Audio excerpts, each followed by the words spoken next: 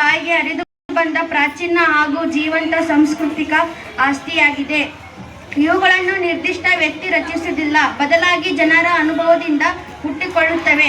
ಪ್ರಮುಖ ಪ್ರಕಾರಗಳಲ್ಲಿ ರಾಗಿ ಬೀಸುವ ಪದಗಳು, ಕಂಸ ಹಳೆ ಪದಗಳು ಮತ್ತು ಸುಗ್ಗಿ ಹಾಡುಗಳು ಸೇರಿವೆ.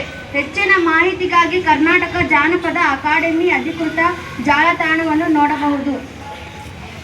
ವಿಶೇಷತೆಗಳು: ರಚನೆ, ವಿಷಯ, ಪ್ರಕಾರಗಳು. ರಚನೆ: ಬಾಯಿಯಿಂದ ಬಾಯಿಗೆ ಹರಿದು ಬಂದ ಅನಧಿಕೃತ ಹಾಗೂ ಮೌಖಿಕ ಸಾಹಿತ್ಯ. ವಿಷಯ: ಕೃಷಿ, ಪ್ರೀತಿ, ಭಕ್ತಿ, ಮದುವೆ ಹಾಗೂ ದೈನಂದಿನ ಕಷ್ಟ ಸುಖಗಳ ಬಿಂಬ. ಪ್ರಕಾರಗಳು: ಅಂತಿಪದ, ಕೋಲಾಟದ ಪದ, ಶೋಭನೆ ಪದ ಮತ್ತು ಗೀಗಿ ಪದ. ಸಾಂಸ್ಕೃತಿಕ ಮಹತ್ವ: ಹಳ್ಳಿಯ ಜನರ ಒಗ್ಗಟ್ಟು ಹಾಗೂ ಭಾವನೆಗಳನ್ನು ಇದು ತೋರಿಸುತ್ತದೆ. ನಮ್ಮ ಹಳೆಯ ಸಂಪ್ರದಾಯಗಳನ್ನು ಮುಂದಿನ ಪೀಳಿಗೆಗೆ ಉಳಿಸಿ ಬೆಳೆಸುತ್ತದೆ. ಎಲ್ಲರಿಗೂ ಧನ್ಯವಾದಗಳು.